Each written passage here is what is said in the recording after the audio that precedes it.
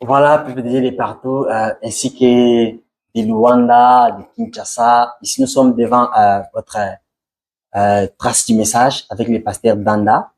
Alors, c'est Frère Michel devant la caméra. Aujourd'hui, notre pasteur va essayer de nous parler parce que le pasteur est à des fois chante et puis il est prédicateur. Alors, notre pasteur, il va expliquer plusieurs points qui va toucher concernant la musique, concernant sa carrière pastorale, ainsi que beaucoup plus de choses. Alors, on avance vers notre pasteur pour voir comment notre émission sera.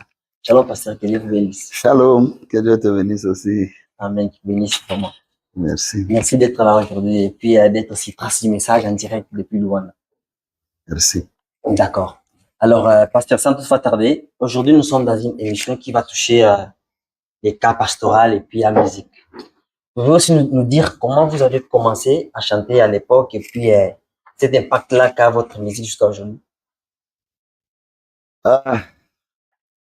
En vérité, j'ai commencé la musique à l'âge de 12 ans.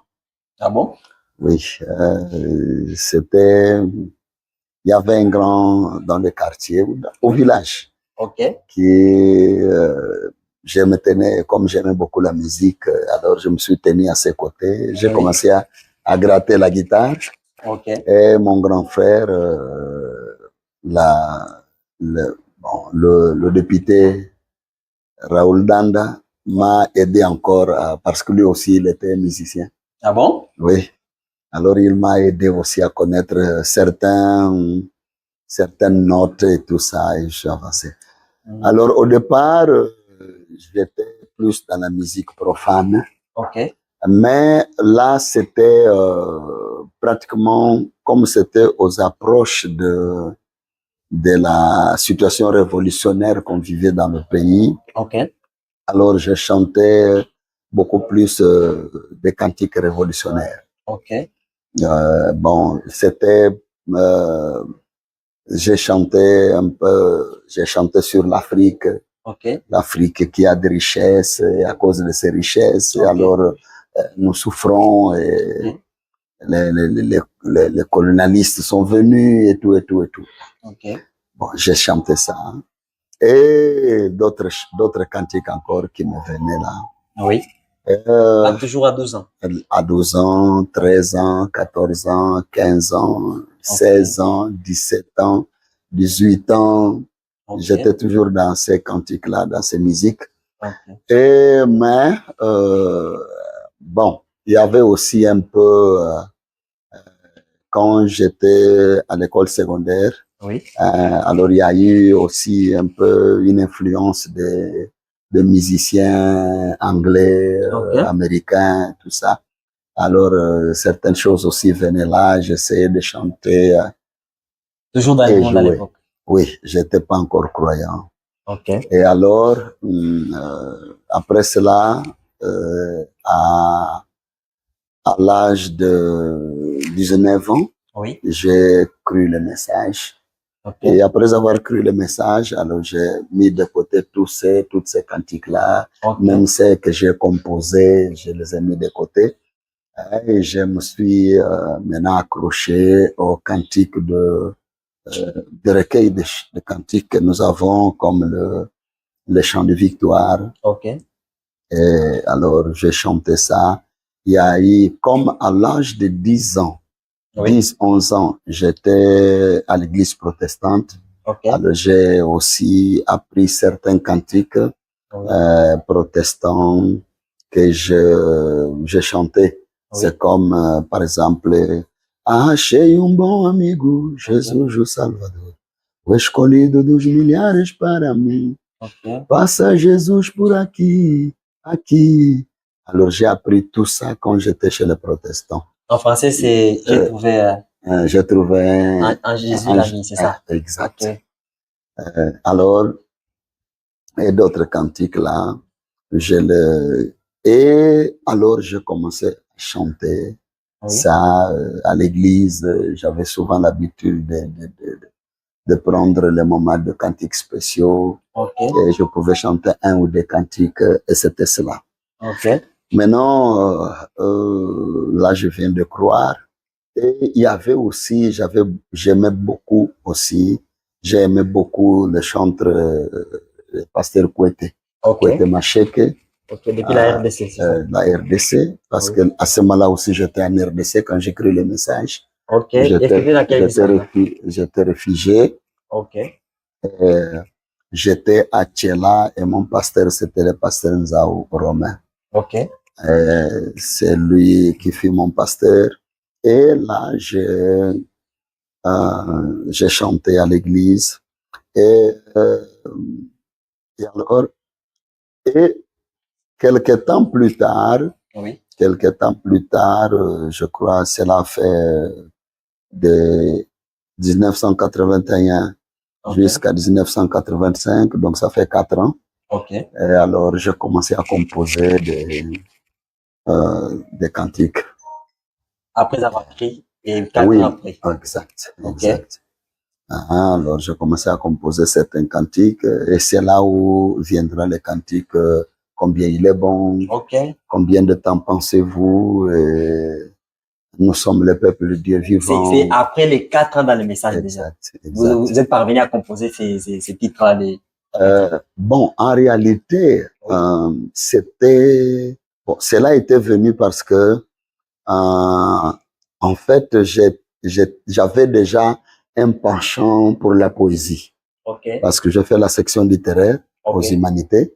Alors, j'avais déjà de poèmes, de poésie, parce que en étudiant avec les abbés dans les séminaires, donc on était influencé avec c'est comme il y a un grand poète portugais appelé Luís de Camões.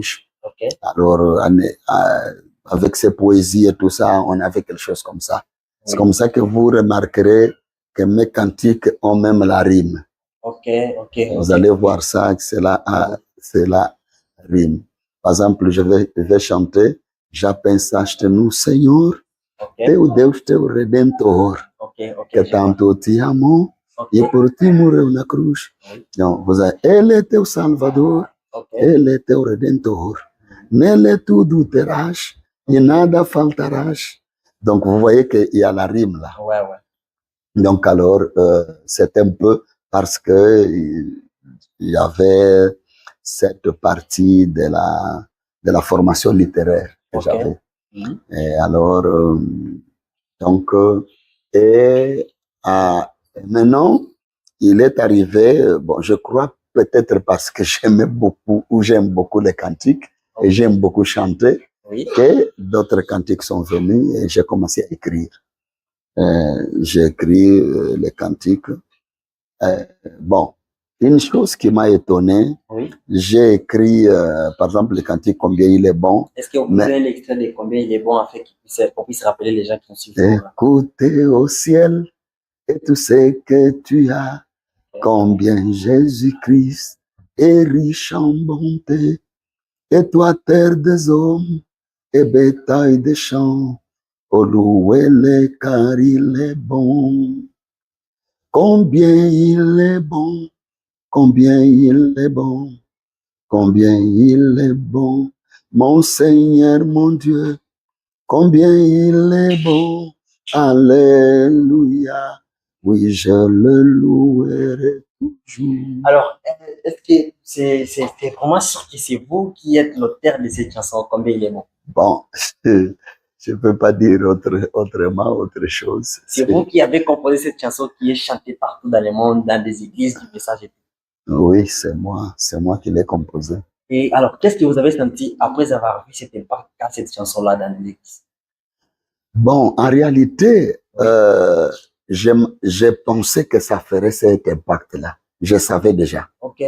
Parce que donc, la plus grande source d'inspiration de mes cantiques, où le modèle, c'était même le chant de victoire. Le chant de victoire, le chant là, comme vous savez, il y a des cantiques composés par Charles Wesley. Et alors, c'était ça qui a fait que je puisse chanter comme je chante. Et il y a en fait le cantique là, disons, le cantique que j'ai chanté, Oui. Donc, dans le chant de victoire et d'autres recueils de cantiques que nous avions, qui sont venus des hommes, qui sont venus des réveils, comme des protestants, des baptistes, des méthodistes, tout ça. Cela bénissait mon cœur. Et comme cela bénissait mon cœur, alors, bon, je crois que c'est ce qui a, je crois que cela m'a influencé. Cela a eu une influence sur moi. C'est comme ça que quand je compose les cantiques, ça ne pouvait que suivre ce chemin-là. Alors, regarde, donc, quand je commence à, disons, qu'est-ce que je peux dire? Quand je chante les cantiques, il y a lieu de mettre une petite pause. Il y a lieu de mettre une petite pause. Il faut que ça continue. Ça peut aller. Non, parce qu'il y a un appel très important. Ah, ok. On peut mettre la pause là-bas. Une petite pause là. C'est la pause. Oui. Oui, alors je disais que ces cantiques ont tellement béni mon cœur que je me disais, une pensée m'était venue que s'il arrivait que je compose les cantiques, j'aimerais que ça soit dans cette ligne-là, parce que je sais que quand c'est dans cette ligne, alors ces cantiques prendront beaucoup de temps. Non, ça prendra beaucoup de temps et que ceux qui écouteront ne les oublieront pas. Donc c'était ça. Parce que quand j'ai appris à quelle date et quelles années que John Wesley a composé ces cantiques, et puis jusqu'à maintenant, cela a la vie et cela a la même puissance quand on les chante comme autrefois. Alors je me suis dit, Seigneur, s'il m'arrive de chanter, de composer les cantiques, fais-moi grâce que le cantique soit dans le sens où on peut les chanter des années et des années et des années, et cela a toujours la vie, cela a toujours la puissance. Parce qu'en réalité, j'ai connu certains musiciens qui chantaient, même les musiciens chrétiens, mais leurs cantiques duraient le temps de leur vie, et puis ça disparaît. Ou alors, il chante, dès qu'il cesse de chanter et qu'il prend de nouveaux cantiques, les anciens sont morts. Je dis, bon, on a souffert parfois pour composer, et puis ça meurt comme ça. Après un mois, après une année, bon, c'est compliqué. Alors, il est arrivé que les premiers cantiques sont venus, comme je disais là, combien il est bon, combien de temps pensez-vous, et ça prend maintenant comment je peux dire, cette allure. Les anciens cantiques que vous suivez. Exact. Alors, je me suis dit, alors, j'ai dit merci Seigneur, parce que tu m'as accordé la grâce de voir ce que je désirais voir. Vraiment. Alors, bon, et il est arrivé que cela est parti un peu plus loin dans le monde. Et c'est chanté dans les églises. Et la façon même que cela est parti dans les églises et dans le monde, c'était seulement avec les appareils de record. Donc, on enregistre dans les CD, les cassettes, et puis ça part d'une main à l'autre, d'un village à l'autre, d'une ville à l'autre, et c'est parti comme ça. C'est un peu ça. Alors, donc c'est ce qui a fait en fait, comme j'ai eu cette influence des cantiques, des recueils de cantiques qui existaient, alors bon, cela fait que les cantiques soient comme ça. Et au total, alors, c'est combien de cantiques que vous avez chanté et qui sont reconnus comme cantiques dans les églises et tout? Bon, en fait, je ne sais pas vraiment compter. Il faut que je m'assoie pour compter, parce que il arrive même que je compose et c'est parti. Je compose et c'est parti. C'est dans les églises. Je suis arrivé, bon, quand j'étais réfugié en RDC, la plupart des cantiques c'était en français, en lingala. Vous avez par exemple Kolo wajali mwinda nangai na banga nani. Donc là, je prie, c'est pratiquement le psaume 27. Alors, et là, c'était plus ça. Maintenant, quand je reviens, je retourne dans mon pays, je dis, Seigneur, aide-moi pour que je puisse, si je peux avoir aussi à composer des cantiques qui sont en portugais. Alors, vous verrez que je compose les cantiques, je les chante à l'église, l'église prend. Ceux qui sont là, qui sont d'autres églises, ont amené ça aussi dans leurs églises. J'arrive au Brésil, je chante et c'est parti. Ça se chante dans les églises du Brésil. Et ça marche comme ça. Donc, en réalité, c'est presque tous les cantiques qui partent comme ça. À moins qu'on ne les ait pas encore écoutés. Dès qu'on les écoute, alors c'est parti. Exact. Comme combien de temps là? Est-ce qu'on peut essayer d'écouter avant de continuer avec l'histoire que vous racontez ici? Bon, bon, ça chante comme ça. Oui. Voyez comment toutes les prophéties s'accomplissent sous nos yeux, annonçant la venue du Seigneur. Oh, bientôt s'ouvriront les cieux. Vraiment. Combien de temps pensez-vous? Nous reste encore, mes frères. Il est plus tard que vous ne les pensez. Oui, le Seigneur revient bientôt. Si vous remarquez, certaines paroles sont carrément les paroles du prophète, du message. Je prends ça et je mets dans les cantiques. Et si on veut essayer de comprendre, vous vous inspirez aussi au prophète, en même temps avec les cantiques que vous chantiez auparavant? Oui, parce que en réalité, quand je prends comment dirais-je, quand je prends le cantique, oui. Ma première source, c'est la parole de Dieu. Effectivement. Donc, je chante selon la parole de Dieu. Et étant croyant du message du temps de la fin, je ne peux que chanter selon le message du temps de la fin. Même quand je chante combien il est bon. Vous voyez, pareil à un aigle qui rôde sur nous, il voit nos besoins, nul n'est en danger. Je prie ça du message. C'est dans le message que je vois l'aigle. Comme chante le pasteur Kassongo, l'aigle Jéhovah. Donc, je ne pouvais pas avoir ça en tant que protestant ou en tant que catholique. Je ne pouvais pas avoir ça. Donc, c'est seulement dans le message. Et alors, là, c'est comme ça qu'on peut voir l'expression du message à travers les cantiques. Alors, pas toujours loin de ça. Est-ce qu'avant, quand vous avez commencé à composer, faire la composition, chanter dans des églises, vous n'avez pas aussi quelques difficultés qui ont essayé de vous empêcher pour cela, ou c'était toujours comme ça part, sans difficulté? Bon, en réalité, je n'ai pas eu de difficultés. Vous n'avez pas eu de difficultés? Je n'ai pas eu de difficultés. C'est-à-dire que ce n'était ni facile ni difficile. C'est une question que j'arrive quelque part et que les gens, souvent ceux qui ont entendu quelque part, c'est toujours vraiment la peine. Frère Danda, chante-nous un cantique. Frère Danda, chante un cantique. Alors, c'était toujours la réception comme ça. Alors, ce que je peux dire comme difficulté, en fait, qui n'était vraiment pas, c'est que j'ai pensé que je pouvais avoir ces cantiques dans le CD, donc avec le support, donc quelque chose qui est fait au studio et quelque chose comme ça.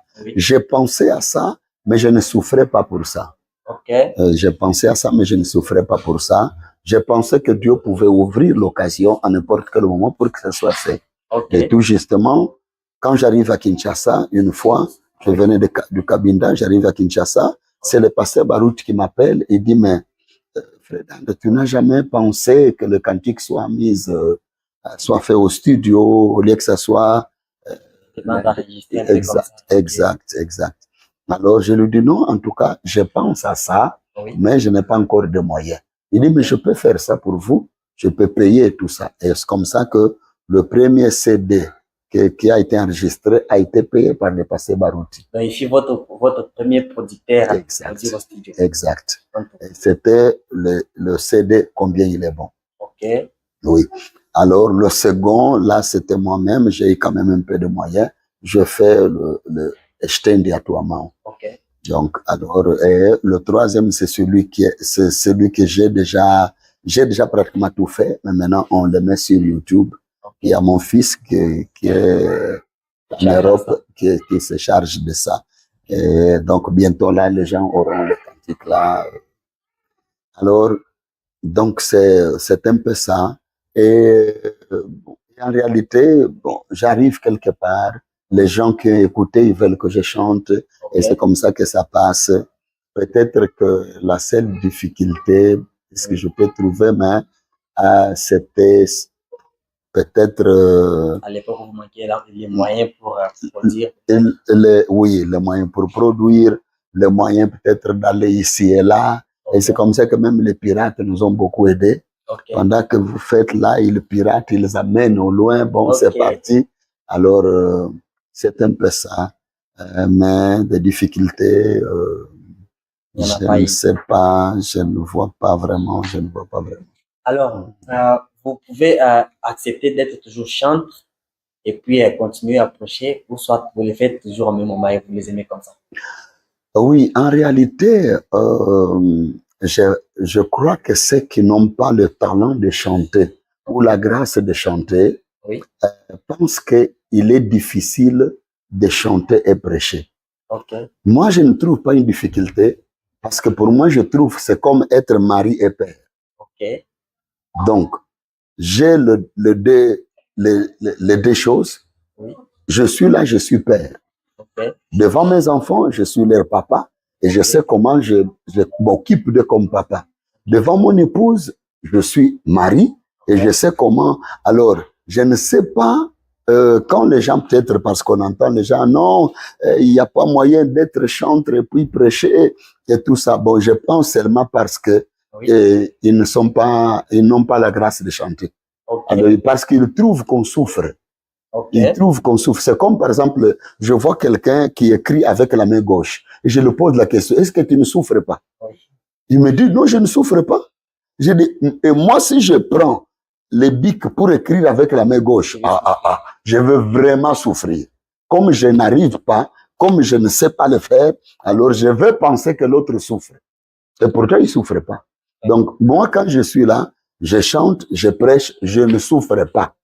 Okay. C'est comme je disais que c'est comme je suis mari et papa. Okay. Ou je peux ajouter, maintenant là, je suis grand-père de 5 petits-fils. Okay. Bon, je suis aussi grand-père. Bon, alors, on me pose la question, comment tu arrives à combiner le trois? À être papa, à être mari et être grand-père. Vraiment. Bon, celui qui est un petit garçon qui n'a pas de femme, n'a pas des enfants, et n'a pas de petits-fils, il trouve que ça doit être une très lourde charge là. Il dit, alors il va dire non, c'est pas possible. Vraiment. C'est pas possible d'être papa, alors c'est qu'il dira ça. Et pourtant, même je peux défier là n'importe quel pasteur qu'il me montre une citation, soit de la Bible, soit du message, où il est dit qu'un homme qui chante ne peut pas prêcher, ou ne saura pas prêcher. Il n'y en a pas? Il n'y en a pas. Donc les gens, moi j'ai toujours compris peut-être qu'ils trouvent que ceux qui chantent ont beaucoup comme une popularité là, et que lui n'a pas ça, alors il souffre. Donc il dit, si je pouvais chanter, peut-être que j'aurais aussi beaucoup de gens qui m'écoutent, beaucoup de gens qui me suivent. Alors il souffre pour ça, il s'attaque à ça. Je trouve que c'est seulement ça. Parce qu'il n'y a aucune écriture. Et je vais vous surprendre. Okay. Quand les gens disent qu'il a les dons de prêcher et les dons de chanter, il n'existe pas les dons de chanter. Ah bon? Comment? Il existe les talents de chanter. C'est une grâce que Dieu donne à quelqu'un. Ok. Écoutez, oui. Tous les prédicateurs, oui. Tous les lecteurs de la Bible savent qu'il y a 9 dons. Okay. Maintenant, dans les 9 dons spirituels, où est le don de chanter? Il n'y en a pas. Il n'y en a pas. Si tu veux ajouter les songes et les visions, ça va. Nous en aurons maintenant 11. Mais où est le don de chanter? Vraiment. Mais je lis quelque part où Frenam dit, je crois que c'est dans les Hébreux, Frenam dit, ce frère a le talent de chanter. Ok. Vous voyez. Alors, je ne sais pas comment quelqu'un va m'empêcher de chanter et tout ça. J'ai dit, regardez, même Frère Branham. Ok. Bon, seulement parce que quand on touche à Frère Branham, les gens disent, oh non, mais lui, il est prophète, il a des dons comme ci, comme cela. Mais c'est un homme aussi. Ok. Frère Branham chantait. Frère Branham a ajouté des couplets que nous connaissons dans un cantique sur les ailes d'une colombe. Ok. Le dernier couplet là, ce Frère Branham qui a ajouté, bien qu'ayant souffert de plusieurs manières, ça c'est Frère Branham qui a mis ça. Est-ce que c'est pas un chanteur? Est-ce que c'est pas un poète? Bon, comment il s'est arrangé pour chanter et prêcher? Bon, c'est simplement parce que les gens n'ont pas peut-être grandi spirituellement. Ou peut-être alors c'est comme ça qu'ils arrivent à dire ça. Ce sont réellement, bon, qu'ils s'y portent, hein, mais ce sont des enfants spirituels. Regarde, il y a David. Oui. David pouvait chanter et prophétiser. Okay. Alors là, le don, c'était pas chanter, c'est prophétiser. Okay. Quand il dit, mon père, pourquoi tu m'as abandonné? C'est une prophétie. Okay. Ça s'accomplit à la croix quand Jésus dit, mon Dieu, pourquoi tu m'as abandonné? Okay. Alors, mais là, le don, c'est pas chanter, c'est la prophétie qui sort. Okay. Comment il s'est arrangé pour faire les deux choses? Vous voyez, donc en fait, quand les gens disent ces choses, bon, peut-être qu'ils n'ont pas pris le temps de sonder les choses, d'examiner les choses. C'est comme ça qu'alors ils arrivent à ça. Mais en fait, oui. Je suis là, moi je chante. C'est comme par exemple, maintenant je prêche pas. Okay. Et puis je chantais maintenant. Vraiment. Où est-ce que la prédication va déranger les cantiques? Quand je suis à la chair, je chante un cantique et puis je prêche. Chaque chose vient en son temps. Okay. Où est le problème? Donc, il n'y a aucun problème là-dedans. C'est un faux problème. C'est une histoire qui n'a pas de sens. Alors, en tout cas, pasteur, merci beaucoup pour aujourd'hui parce que tout ce que vous avez dit, ça va édifier les gens. Et puis, ceux qui ne savent pas, qui sont en difficulté, ils doivent quand même essayer de comprendre ce que vous avez dit. Merci beaucoup. Je voulais dire que si j'écoutais un jour que mon frère Eddy est en train de prêcher, je comprendrais que c'est tout à fait normal. Là, il doit avoir le don de prêcher quand même. Oui, alors il faut avoir le don de prêcher. Okay. Et en réalité, le don se voit. Parce que là, frère Nam dit, don, prêcher c'est un don. Okay. Là, il le déclare. Et je le crois. Parce que les 5 ministères là, ce sont 5 dons aussi. Alors, maintenant, si la personne prêche, oui. Évidemment, qu'est-ce qu'il y a? C'est comme chanter. Okay. Chanter et toutes ces choses. Quand la chose vient de Dieu, oui. Quand réellement ça vient de Dieu, oui. Ça bénira les gens. Okay. Ça bénira les gens. Et, comme j'ai toujours dit, ce n'est pas la maman qui a préparé qui peut dire que j'ai bien préparé. Ce sont ceux qui mangent okay. qui vont dire « Ah, cette nourriture est très bonne. Okay. » Je chante, les gens sont dans la joie. Je prêche, les gens sont dans la joie. De ce que ça vient de Dieu. Okay. Et il ne faut pas combattre ça. Donc, personne ne peut trouver quelque chose pour dire que non, si tu chantes, tu ne peux pas prêcher. Si tu prêches, tu ne peux pas chanter. C'est un faux problème. Donc, c'est... En tout cas, vous avez tous suivi aujourd'hui comment notre papa vient de s'expliquer, de nous parler concernant la musique et les deux dons en même temps. Alors, pasteur Danda, merci pour aujourd'hui. Merci encore d'être là. Alors, merci. Quel est le mot de fin pour les médias Trace du message que vous avez invité aujourd'hui pour cette émission? Le mot de fin, ça va être un livre, tout un livre. C'est vraiment beaucoup de choses à dire. Par ou tout au fond, je peux dire que il y a 2 grandes choses. Okay. C'est aimer Dieu okay. Et être humble.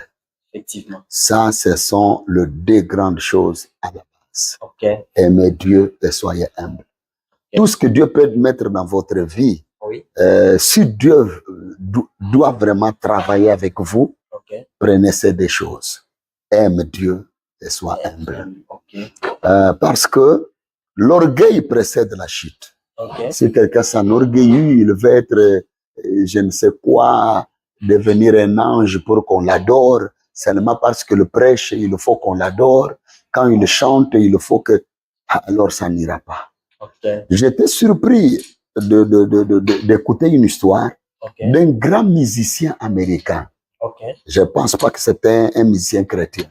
Il arrive en Australie. Quand il arrive en Australie, alors les gens viennent l'accueillir. Et il va dans la salle, sauf une personne.